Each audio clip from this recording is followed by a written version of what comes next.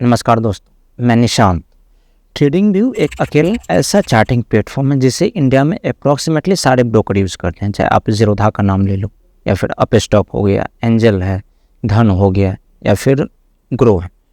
तो हमारे लिए ट्रेडिंग व्यू को जानना और सीखना उतना ही ज़रूरी है जितना कि आपके लिए ट्रेडिंग को सीखना और जानना है। तो मैं इस वीडियो सीरीज़ में आपको ट्रेडिंग व्यू के बारे में बेसिक से लेके एडवांस लेवल तक एक एक चीज़ बताऊंगा। ट्रेडिंग व्यू एक व्यू बेस्ड चार्टिंग प्लेटफॉर्म है जिसमें कि हम indices, stocks, crypto, forex, government bond, ETFs, इस सब का चार्ट देख सकते हैं और फिर उस चार्ट को हम एनालाइज भी कर सकते हैं। ट्रेडिंग व्यू में फ्री में आपको सैकड़ों इंडिकेटर्स अवेलेबल है। यहाँ पे अलर्ट्स आपको अवेलेबल है। आप यहाँ पे रिप्लेस देख सकते हैं प्रीवियसली चार्ट्स को एनालाइज करने के लिए। यहाँ पे आपका मल्टीपल ड्राइंग टूल्स आपका अवेलेबल है। आपका फिबोनाची है, अगर आपको पैटर्न्स ड्रॉ करना है तो यहाँ पे पैटर्न्स अवेलेबल है। साथ ही साथ अगर आपके पास में कोई अपना ट्रेडिंग स्ट्रेटजी है तो आप उस ट्रेडिंग स्ट्रेटजी के बेसिस पे आप अपना इंडिकेटर्स भी यहाँ पे बना सकते हो। पाइन स्क्रिप्ट के थ्रू, पाइन एडिटर के थ्रू आप बना सकते हो। मैं वो भी आपको बताऊँगा कि कैसे आप वो बना सकते हो।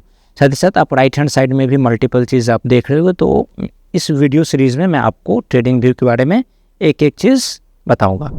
आई welcome all of you on our first video on learn TradingView. So go and like our videos, subscribe our channel and click on the bell icon. यहाँ पे हमारे पास में सबसे पहला ऑप्शन है कर्सर का। अगर हम कर्सर पे क्लिक करेंगे तो हमारे पास में यहाँ पर में 5 ऑप्शंस दिखते हैं। सबसे पहला है क्रॉस। तो क्रॉस बेसिकली अगर हमें किसी पॉइंट को हाईलाइट करना है या फिर किसी पॉइंट को हमें जानना है तो वहाँ पे हम कर्सर का इस्तेमाल कर सकते हैं। जैसे कि मुझे अगर इस प्राइस पे यहाँ पे इस पॉइंट के या फिर इस कैंडल्स को हमें देखना है तो हम यहाँ पे कर्सर लेके जा सकते हैं। हम यहाँ पे एक एक चीज़ हम देख सकते हैं। वहीं पे फिर कर्सर का दूसरा हो गया डॉट। यहाँ पे क्रॉसेस था और यहाँ पे जब आप जाओगे तो आपको डॉट्स के व्यू में आपको देखेंगे। तो ये सब है डिफरेंट टाइप्स ऑफ रिप्रेजेंटिंग का एक टूल हो गया। तो ये आप अलग अलग पर्पज़ के लिए जब आप यूज़ करते हो तो फिर इसका यूज़ होता है। इसके बाद आपका आ जाता है एक डेमोन्स्ट्रेशन बेसिकली जब आप कोई ड्राइंग बना रहे हो या फिर किसी को आप सिखाने के लिए कर रहे हो या फिर आप जब अपना चार्ट का स्टडी करते हो तो आप डेमोन्स्ट्रेशन का इस्तेमाल करते हो। जैसे कि डेमोन्स्ट्रेशन में बेसिकली हो जाता है, जैसे कि यहीं पे आप देख लो कि मैंने अगर इसका एक ड्राइंग बनाना है तो मैंने यहाँ पर मैं कर्सर लेके गया या फिर लाइव क्लासेस में या कहीं पे भी, तो मैंने यहाँ पे डेमोन्स्ट्रेट पे क्लिक कर दिया तो ये एक हाईलाइट होके आ रहा है। बेसिकली ये इसका काम है, एक हाईलाइटर के तौर पे ये काम कर रहा है। इसके बाद इरेज़र बेसिकली एक सिंबल हो गया कि यहाँ पे आप लेके जा रहे हो तो ये दिख रहा है कि आपने एक इरेज़र सिंबल यूज़ किया। जैसे मल्टीपल इमोजी टाइप का सिंबल्स यूज़ होता है उसी तरीके से एक सिंबल्स है। सो उम्मीद है कि आप लोग को कर्सर के बारे में एक एक चीज़ समझ में आ गया होगा। कर्सर में बेसिकली है नहीं, ये एक रिप्रेजेंटेशन का अलग अलग रिप्रेजेंटेशन का एक टूल है और जनरली हम लोग क्रॉसेस का इस्तेमाल करते हैं क्योंकि यहाँ पर हमें हॉरिजॉन्टल और वर्टिकल दोनों चीज़ को ये इंडिकेट करता है एक ही कैंडल्स के ऊपर में। जब हम लोग आगे इंडिकेटर्स यूज़ करेंगे तो वहाँ पे हमें एक ही कैंडल्स के ऊपर में चाहे वॉल्यूम हो या RSI हो या मैकडी हो, हमें उसका इस्तेमाल करना पड़ता है। अब हम लोग का नेक्स्ट पार्ट है हमारे लाइंस में। यहाँ पे आप देखोगे तो आपको मल्टीपल आएंगे, मल्टीपल लाइंस है, फिर चैनल्स हो गया, फिर पिचफॉक है। तो हम लोग पहले लाइंस के साथ स्टार्ट करते हैं। तो सबसे पहले लाइंस में आ रहे हैं आपको ट्रेंड लाइन। तो ट्रेंड लाइन या लाइंस का बेसिकली मतलब क्या होता है? लाइंस हो गया कि हम 2 या 2 से ज़्यादा पॉइंट को अगर हम जोड़ते हैं तो वो हमारे लिए एक लाइंस के रूप में फॉर्मेशन करता है। तो जैसे कि यहीं पे आप देख लो कि हमारे लिए ये एक हाई बन रहा है और यहाँ पे ये एक हाई बन रहा है। तो अगर हम इसको और इसको अगर हम जोड़े तो हमने क्या फॉर्म किया? हमने एक लाइन फॉर्म कर दिया। ठीक है। सेम तरीके से अगर हम नीचे में इस लाइन को और इस लाइन को जोड़े तो हमने एक लाइन ड्रॉ कर लिया। अब यही लाइन हमारे लिए इस मार्केट में हमारे लिए सपोर्ट और रेसिस्टेंस के रूप में आइडेंटिफाई करता है। तो लाइंस का क्या काम हुआ, लाइंस हमारे लिए सपोर्ट और रेसिस्टेंस को आइडेंटिफाई करते हैं। लाइंस को ड्रॉ करने के लिए हमारे पास में मिनिमम 2 या 2 से ज़्यादा पॉइंट्स होते हैं, तो फिर हम उस सारे पॉइंट्स को कनेक्ट करके हम लाइन को ड्रॉ करते हैं। जैसे कि और भी आपके पास में एग्जांपल्स हैं, जैसे यहीं पे आप देख लो, आप एक लाइन देखो, यहाँ पे एक हाइज बन रहा है। अब इस हाइज को हमने ड्रॉ करते हुए एक लाइन ड्रॉ कर दिया, और फिर नीचे में भी एक लाइन्स को ड्रॉ करते हुए हमने एक लाइन्स को ड्रॉ कर दिया। तो अब ये जो है ये हमारे लिए क्या काम कर रहा है, ये हमारे लिए एज अ सपोर्ट के रूप में काम कर रहा है, और ये हमारे लिए एज अ रेसिस्टेंस के रूप में काम कर रहा है। तो हमें यहाँ पर में क्या सपोर्ट बन रहा है और क्या रेसिस्टेंस बन रहा है, लाइन हमें वो आसानी से बता रहा है जब भी आप हाइज और लोज को ड्रॉ करोगे।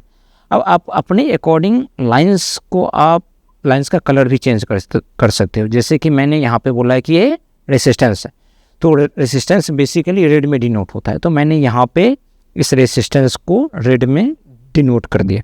तो हमारा रेसिस्टेंस हो गया रेड में और हमारा सपोर्ट हो गया ग्रीन में। अब हम ये कह सकते हैं कि जो है हमारे रेसिस्टेंस को ब्रेक करके ऊपर जाएगा, और कैंडल्स में हम स्ट्रेंथ देखेंगे, और यहाँ पे हमें वॉल्यूम की तरफ से भी सपोर्ट आएगा, जो आगे मैं आपको बताऊंगा कि कैसे आप इसका इस्तेमाल कर सकते हो। तो आप यहाँ पर में इस ब्रेकआउट के लिए भी जा सकते हो। तो लाइन का मतलब समझ में आ गया। लाइन बेसिकली हमें एक ट्रेंड को आइडेंटिफाई करने में हेल्प करता है और सपोर्ट और रेसिस्टेंस को आइडेंटिफाई करने में हेल्प करता है। ठीक है, अब लाइन में ही हम दूसरे के ऊपर आते हैं, ये हो गया रे। अब जैसे आप लोग अगर मैथ्स में होंगे, मैथ्स पढ़े होंगे, तो हमारे स्कूल के टाइम में मैथ्स में इस सब चीज़ का ज़्यादा इस्तेमाल होता था। रे क्या होता है कि रे एक पॉइंट से स्टार्ट होता है और वो इन्फिनाइट तक जाता है। क्या होता है, एक पॉइंट से स्टार्ट हुआ और वो इन्फिनाइट तक जाता है। जैसे कि अगर मैं मान लीजिए कि मैंने यहाँ से रे स्टार्ट किया, सबसे पहले मैं जो भी ड्राइंग है, मैं प्रीवियस ड्राइंग को मैं रिमूव कर दे रहा हूँ, रिमूव। तो हमने एक न्यू फेस ड्राइंग स्टार्ट करते हैं। अब देखो कि मैंने एक रे लिया। अब जैसे यहाँ पे हमारे पास में रेसिस्टेंस है, मैंने इस रेसिस्टेंस लाइन को लेके और मैंने एक रे ड्रॉ कर दिया। अब इसका मेन मकसद क्या हुआ, ये मेन मकसद ये हो गया कि मैं इसका भी कलर चेंज कर सकता हूँ। इसका मेन मकसद ये हो गया कि अगर नेक्स्ट फ्यूचर में कभी भी प्राइस अगर इस लाइन के करीब में आता है तो ये हमें एक इंडिकेट कर सकता है। जैसे कि हमने जो यहाँ पे ड्रॉ किया है ये इन्फिनाइट तक जा सकता है, ये आगे इन्फिनाइट तक जा सकता है। अब हमें मालूम है कि ये लाइन, ये जो जोन हो गया, ये जोन करीबन 1860-1880 के रेंज का है रिलायंस में। तो ये एक स्ट्रॉन्ग पहले रेसिस्टेंस था, अब प्राइस अगर आएगा तो ये एक स्ट्रॉन्ग सपोर्ट बनेगा। ठीक है, तो आगे हो सकता है कि मैं इसको भूल जाऊं, तो मैंने एक रे ड्रॉ करके रख लिया अपने चार्ट पे। जब भी प्राइस इसके करीब में आएगा तो मैं इस हमारे चार्ट पे ये इंडिकेट हो जाएगा, और मैं यहाँ पर मैं देख लूँगा कि यहाँ पर मैं क्या पहले एक्टिविटी हुआ था, और उसके अकॉर्डिंग मैं एक अपना ट्रेडिंग सेटअप बना सकता हूँ। तो ये पॉइंट से लेके इन्फिनाइट तक एक लाइन ड्रॉ कर देता है। उम्मीद है ये पॉइंट आपको समझ में आ गई होगी। अब हम लोग आते हैं नेक्स्ट है लाइन इन्फो। अब लाइन इन्फो बेसिकली क्या करता है कि जैसे हमने कोई एक लाइन ड्रॉ कर दिया, ठीक है, अब इस लाइन में कितने परसेंट का मूवमेंट हुआ है या कितने पॉइंट का मूवमेंट हुआ, ये उसको ड्रॉ करता है। तो ये बेसिकली हमें ये बताता है कि ये जो आपका ट्रेंड है, इस ट्रेंड में हमें कितने पॉइंट का प्रॉफिट हुआ है या फिर कितना मार्केट ऊपर गया है। जैसे कि अगर मैं यहाँ पे एक शार्प मूवमेंट हुआ है, मैं इस शार्प मूवमेंट पे मैं आपको लाइन ड्रॉ करके मैं बताता हूँ।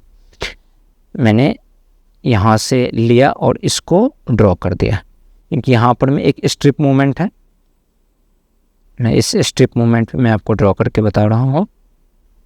मैंने इसके आउटर मैंने लाइन ड्रॉ कर दिया, तो अप्रॉक्सीमेटली इसी तरीके से इसका ट्रेंड लाइन जाएगा।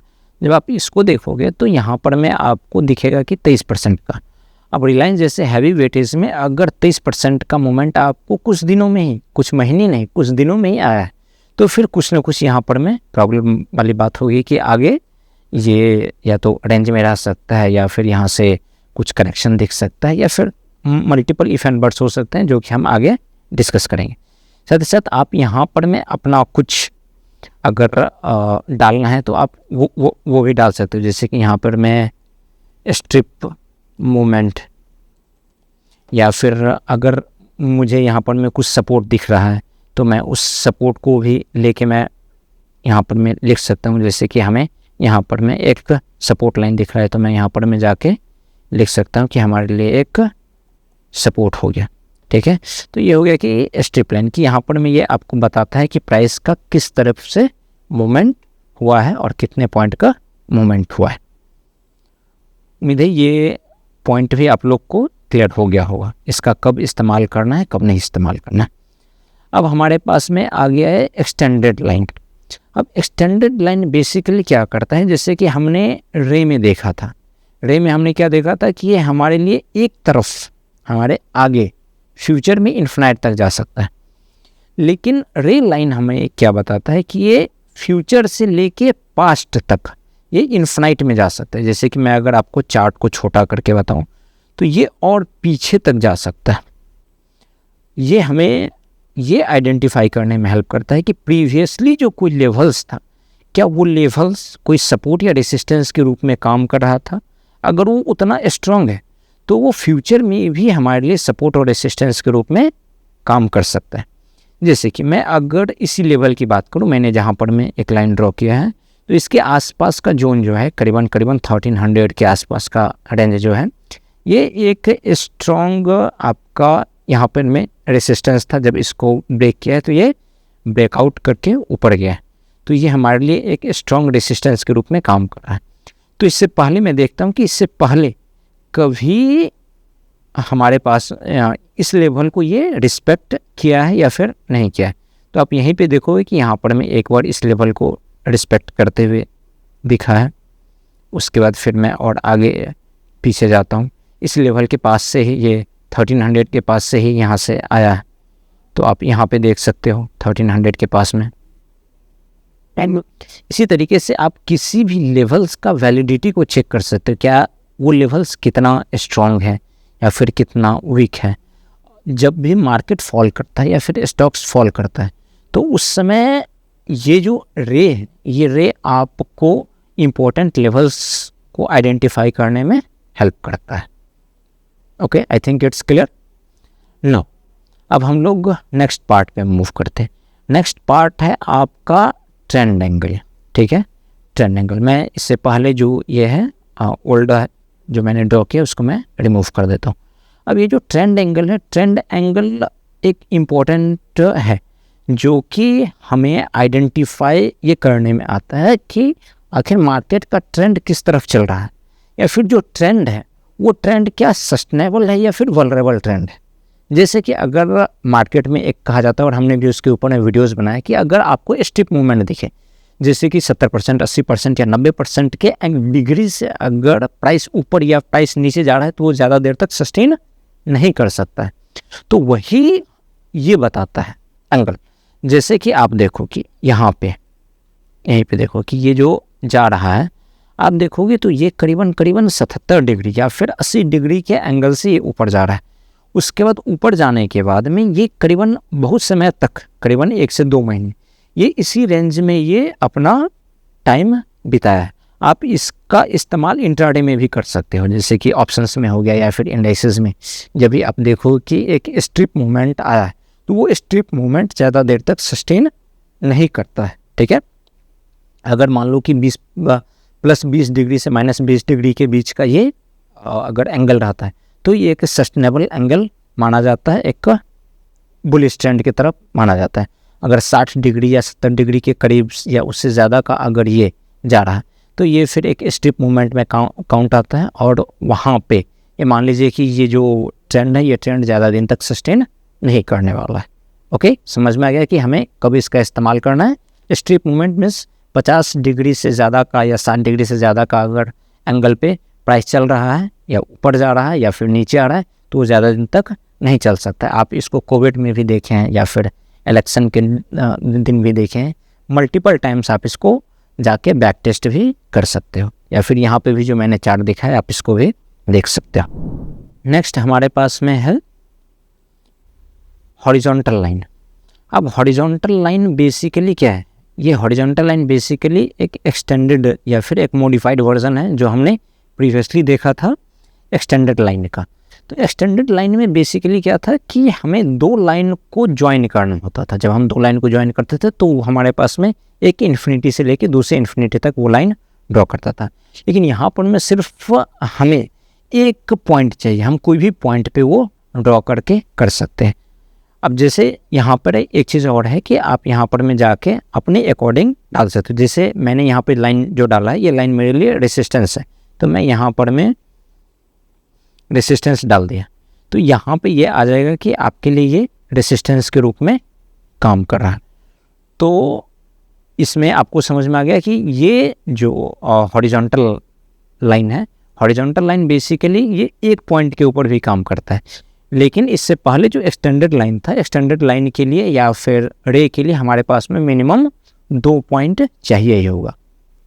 ओके, अब मैं इसको पहले क्लोज कर दे रहा हूँ, उसके बाद फिर मैं नेक्स्ट की तरफ आ रहा हूँ।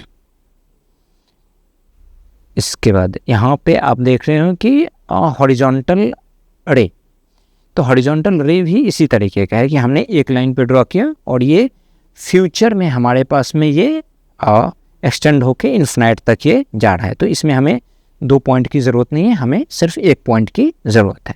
तो समझ में आ रहा है कि ऊपर में जो मैंने एक्सप्लेन किया था उसी का एक मॉडिफाइड वर्जन है। हमें 2 पॉइंट और 1 पॉइंट की यहाँ पर में रिक्वायरमेंट है। उसके बाद vertical line. Vertical line basically अगर हम जब भी इस तरीके से आप ड्रॉ कर सकते हो। यहाँ पे भी आपको अगर कुछ डालना हो, जैसे कि यहाँ पे मैंने टेक्स्ट में डाल दिया कि मान लो कि कभी अगर वॉल्यूम ब्रेकआउट होता है, ठीक है, यानी वॉल्यूम ये के OUT वॉल्यूम ब्रेकआउट, तो जब भी अगर वॉल्यूम ब्रेकआउट होता है या कुछ होता है तो हम इस तरीके के लाइन को हम मार्क कर लेते हैं। तो जब हम वॉल्यूम इंडिकेटर ऐड करेंगे और मैं आपको ट्रेडिंग स्ट्रेटजी बताऊंगा तो उस समय इसका इस्तेमाल होता है, या फिर आप इसका डे सेपरेटर के तौर पे इस्तेमाल कर सकते हो, या फिर एक्यूमुलेशन जोन या फिर डिस्ट्रीब्यूशन जोन या फिर एडवांसिंग या डिक्लाइनिंग, उसको आइडेंटिफाई करने के लिए आप इसका इस्तेमाल कर सकते हो। तो ये आपका अप एंड डाउन में ये काउंट आता है, ठीक है। उसके बाद फिर नेक्स्ट हमारे पास में आ रहा है cross line. Cross line basically जैसे अभी जो हम कर्सर यूज़ कर रहे हैं, जो मैंने आपको शुरुआत में बताया था कर्सर में, तो ये कर्सर क्या हो जाता है कि अगर मान लीजिए मुझे कोई एक पॉइंट को आइडेंटिफाई करना है, तो मैंने इस पॉइंट पे कर्सर लेके गया और जब ही मैंने कर्सर हटाया वो हट गया। लेकिन अगर मैं इस क्रॉसेस को करता हूँ तो ये क्रॉसेस यहाँ पे मार्क रहता है और फिर मैं आगे चल के मैं आपको कुछ भी गाइड कर सकता हूँ कि यहाँ पे ये हुआ, यहाँ पे ये हुआ, ये ब्रेकआउट दिया, ये ब्रेकडाउन दिया, ठीक है। तो अगर हमें मान लीजिए कि किसी ब्रेकआउट को आइडेंटिफाई करना है या फिर डिनोट करना है, ठीक है, तो हम इसकी मदद से आसानी से कर सकते हैं। जैसे कि अगर मैं इसको पहले हटा दे रहा हूँ, जैसे कि अब एज्यूम कर लीजिए कि यहाँ पे हमारे लिए ये ब्रेकआउट कैंडल है। अब मुझे आपको या किसी को भी जब क्लासेस में एक्सप्लेन करना होता है तो मैं इसको इसकी हेल्प से एक्सप्लेन कर सकता हूँ। जैसे कि यहाँ पर में ये हमारा एक रेसिस्टेंस जोन हो गया। अब ये कैंडल इसके ऊपर में क्लोज दिया है। अब यहाँ पर में इसमें अगर वॉल्यूम हो, ठीक है, या फिर RSI डाइवर्जेंस अपसाइड की तरफ हो, तो हम इसको कह सकते हैं कि ये ब्रेकआउट सस्टेनेबल है। अगर लो वॉल्यूम या इसके साथ में अगर ब्रेकआउट देता है तो हम इसको कह सकते हैं कि अनसस्टेनेबल है। तो उसको किसी भी इवेंट को या किसी चीज़ को मार्क करना यहाँ से हमारे लिए आसान है। तो ये हमारा फर्स्ट वीडियो था। इस वीडियो में हमने इसके लाइंस को लेके हमने डिटेल्स में बातचीत किया है। इसके बाद नेक्स्ट वीडियो में हम चैनल्स के ऊपर में और फिर पिचफॉक के ऊपर हम लोग बात करेंगे। Thank you. अगर आपको कोई भी क्वेरीज हो तो आप अपना क्वेरीज कमेंट सेक्शन में डाल सकते हैं। Thank you. जय हिंद।